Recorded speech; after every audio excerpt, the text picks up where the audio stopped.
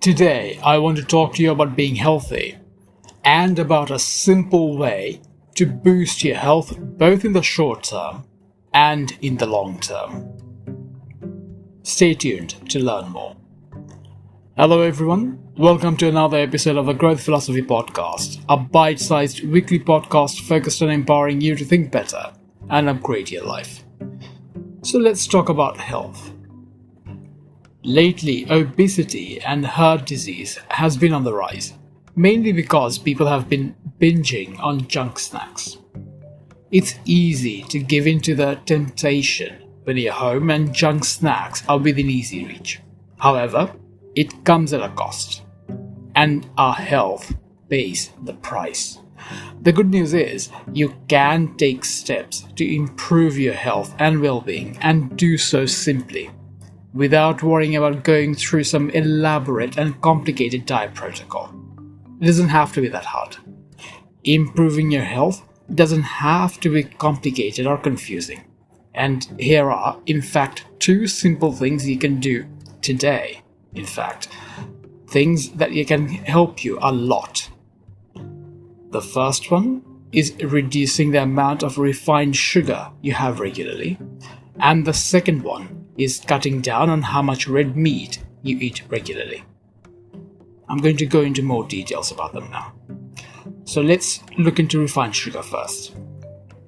Now, refined sugar is one of the biggest causes of insulin imbalance, high blood pressure, and obesity. Research has, in fact, found direct link between high sugar diet and heart disease. The higher the sugar intake, the higher the risk of heart disease. But that's not where it ends, unfortunately, because a lot of sugar in your diet can also lead to other health problems like diabetes and obesity. Sugar also plays an active role in weakening your immune system as it feeds the disease-causing organisms. Now, our bodies need sugar. But the thing is, there is sugar in nearly everything we eat. So there is natural sugar present in nearly everything you eat. Whatever we eat, at the end of the day, gets broken down by our digestive system, and the end result is glucose, which is sugar. The difference is, when we get the sugar from natural sources, from food like carbs, fruits, or vegetables, our digestive system breaks down and releases the glucose slowly. It happens gradually. So when we eat those food, the sugar doesn't enter our bloodstream right away. It happens over time. On the other hand, when we have refined sugar in our coffee or tea or soft drinks and snacks, there is no slow release. The sugar hits our bloodstream right away. This is why you will feel good after eating sugary food, because there is a spike in your energy level, but then the spike is soon followed by a slump, which is why often after drinking sugar-rich food you will feel tired and lethargic. It doesn't take long for that to happen. The really worrying thing about sugar is that most people eat far too much sugar, often without knowing. In fact, based on the research of the National Cancer Institute, an average adult person eats an additional 24 teaspoons of sugar every day. That's 24 teaspoons of sugar on top of the sugar that's naturally present in our carbs and meat and vegetables and so on. Often these come from obvious sources like cereals, sugary snacks, and junk food, but a lot of times they also come from food items you might not think to be high in sugar, like canned food, bread, and even ketchup. Unfortunately, there is sugar in nearly every processed food item.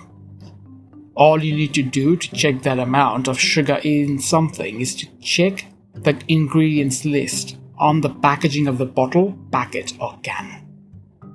So the next time you buy something, have a look at the packaging of the thing that you're buying to see just how much sugar it has. Sugar has been compared to drugs like cocaine for their addictive nature, because it's really hard not to have more of it. And the more you have it, the more you want it. Exactly like drugs. That's how it gets addictive. And that addictive quality ultimately damages your health even more. Because the more you have it, the more it impacts your health. So the bottom line is cutting out, or at the very least reducing the amount of sugar you have regularly, is a massive way to improve your health. So that's sugar. Cut out sugar and your health will improve. That's the first tip. The second one, red meat. Red meat is one of the biggest known sources of carcinogen and high cholesterol. Carcinogens, in case you don't know, are any sort of substance that promotes the formation of cancer. And red meat is one of the food items that's high in carcinogens. Research after research have found a clear link between eating red and processed meat and health issues like higher risk of cancer, diabetes, and heart disease. There is more. A lot more ways that red meat negatively impacts our health. But I'm going to focus on a big one today. The way red meat affects our lifespan. The way red meat affects how long we live. In that respect, there is not one, but 2 decades-long researches at the Harvard School of Public Health, which found that eating red meat can actually shorten your life. One of the senior scientists involved in that study, Dr. Frank Hu, who is also a professor of nutrition at the Harvard School of Public Health, said that there is clear evidence of the fact that eating red meat, especially processed meat, has a significant negative impact on how long we live and contributes to premature death. The study found that people who ate the most amount of red meat were the ones who tended to die younger and also were more prone to die of cancer and cardiovascular problems. The findings of that study is quite substantial, especially when you factor in the fact that they are not short-term studies, but are studies that ran for many, many years. But long story short, here's the main takeaway of the study. It's an extensive study, right, that ran for many years. And here is the main takeaway of that. Each additional portion of meat increases the risk of death by 13%. And 20% when eating processed meat. So when you eat red meat, it generally increases the risk to your health by about 13%. And when you eat processed meat, it increases the risk of death by about 20%. So flip that, and on the other hand, substituting red meat with things like fish, chicken, and legumes decreases that risk by as much as 19%. So eating red meat can decrease your lifespan by 13 to 20%, whereas replacing red meat with other sources of protein like fish, chicken, and legumes can increase your lifespan by up to 19%. Eating red meat, based on research, therefore means that you're cutting down on how long and how well you will live. Whereas replacing them with legumes and fish and chicken can help you not only live longer, but also can help you to live better. Red meat clearly does you more harm than good, and that's before you even consider the significant negative impact the production of red meat has on the environment. So, I hope from today's talk you understand that cutting down on sugar, especially refined sugar, and red meat and processed meat can have a big impact on your health. If you take away just one thing from this talk, let it be this. If you want to live longer, and more importantly, live a good quality and healthy life, you need to cut down on how much refined sugar and red meat you eat. The less of those two things you eat regularly, the better your health will be. Whereas the more of those two you eat on a regular basis, the worse your health will be and the shorter your lifespan will be. Cutting them out can be hard in the beginning, but there are things you can do to make the process, like replacing them with alternatives, or gradually reducing how much sugar and red meat you eat every day.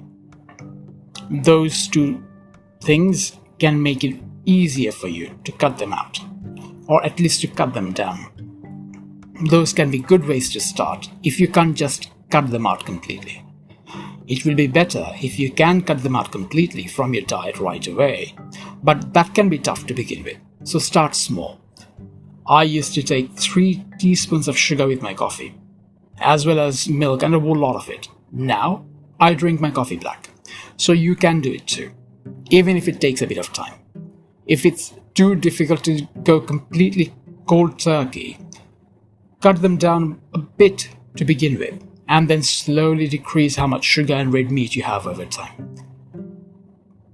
Here is another thing that can help: creating an environment that promotes good health, like not having any junk food or sweet, sugary snacks at home. That way, you can't do any occasional junk food binging, as you won't have anything unhealthy to binge on. So take away the temptations. That will make it also easier for you to actually cut them down. Practice these tips over and over, and you will notice for yourself the ways they positively impact your health and well-being. It can be a bit hard to start with, but they will get easier. Most importantly though, even if it is a bit hard in the beginning, it is totally worth it. I've never been a fan of complicated stuff. I like things simple, and cutting down on sugar and red meat is a simple step you can take to massively benefit your health. Simple, yet incredibly beneficial. If you want to live longer, if you want to live a long, happy, and healthy life, you need to look after your health. And cutting down on refined sugar and red meat can be a really simple and effective way to do just that. Over the coming weeks, I'll talk more about the impact of sugar and red meat and how they negatively impact your health. But until then, stay safe and look after yourself. Have a great week.